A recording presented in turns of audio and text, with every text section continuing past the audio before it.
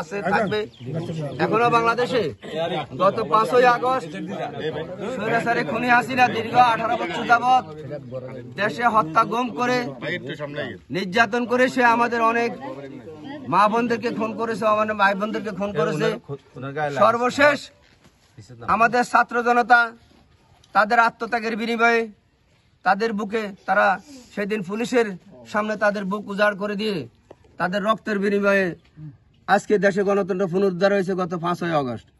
এই খুনি শেখ হাসিনা হাজার হাজার লোককে হাজার হাজার ছাত্র ছাত্রীদেরকে খুন করেছে। তার পেটুরা বাহিনী দিয়ে অনেককে গুম করেছে, অনেকে লাশও পাওয়া যায় নাই। আজকে গণতন্ত্র উন্মুক্ত হয়েছে। আজকে আমরা উন্মুক্ত পরিবেশে বক্তব্য দেওয়ার সুযোগ করে দিয়েছে। যে সমস্ত ছাত্রছাত্রী ভাই এবং বোনদের আত্মত্যাগের বিনিময়ে, যে সমস্ত জনগণের আত্মত্যাগের বিনিময়ে যারা শহীদ হয়েছে তাদের প্রত্যেকের আত্মার মাগফিরাত কামনা করে এবং যারা আহত হয়েছে অনেকে আজকে বিভিন্ন হাসপাতালে চিকিৎসা নিচ্ছেন এবং তারা মৃত্যুর সাথে পাঞ্জা লড়ছেন। আমরা সকলে তাদের দ্রুত যেন মহান আল্লাহ তাদের সুস্থতা দান করে সকলে আমরা দোয়া করি। আজকে এখানে বক্তব্য দেওয়ার কিছুই নাই। দেশে গণতন্ত্র পুনরুদ্ধার হতে চলছে। গণতন্ত্রকে পুনঃপ্রতিষ্ঠা করার জন্য আপনাদের সকলের সহযোগিতা করবেন এবং আমাদের দলকে বিএনপিকে আরো সুসংগঠিত করবেন, শক্তিশালী সংগঠন হিসেবে গড়ে তুলবেন। কোন প্রতিহিংসার রাজনীতি বিশ্বাস করে না বিএনপি।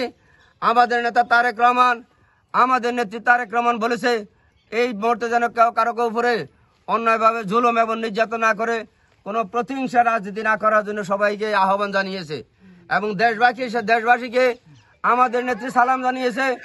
আমাদের ভারপ্রাপ্ত চেয়ারম্যান জনাব তারেক রহমান আপনাদেরকে শুভেচ্ছা এবং সালাম জানিয়েছে এবং ধৈর্য ধারণ করার জন্য আপনাদেরকে আহ্বান জানিয়েছে।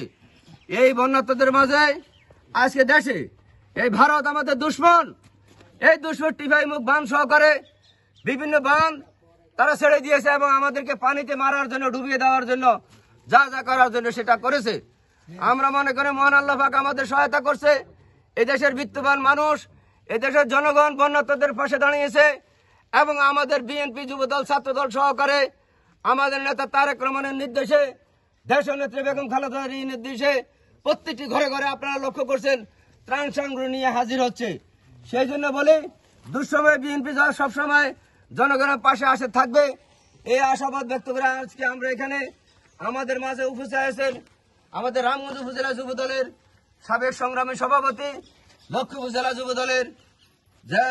যুবদলের সদস্য গিয়াসউদ্দিন পলাশ, সাবেক ছাত্রনেতা সে আমাদের মাঝে উপস্থিত আছে এবং আমাদের মাঝে কাদের ভাই উপস্থিত আছে, হারুন আছে, আমাদের অত্র ইউনিয়ন বিএনপির রাশেদ উপস্থিত আছে, আলম শেখ সুমনের বাবা উনি উপস্থিত আছেন। আবার এখানে আমাদের বিএনপি যুবদল ছাত্রছাত্রী এবং আমাদের যে সমস্ত ত্রাণ সামগ্রী নেওয়ার ভাবনারা উপস্থিত আছে সবাইকে ধন্যবাদ জানিয়ে আমি আজকে ত্রাণ সামগ্রী বিতরণ অনুষ্ঠান উদ্বোধন করতে যাচ্ছি। আল্লাহ হাফেজ। বাংলাদেশ জিন্দাবাদ, শহীদ জিয়া অমরক, দেশ নেত্রী বেগম খালেদা জিয়া জিন্দাবাদ, আমাকে আগামী রাষ্ট্রনায়ক জনাব তারেক রহমান জিন্দাবাদ।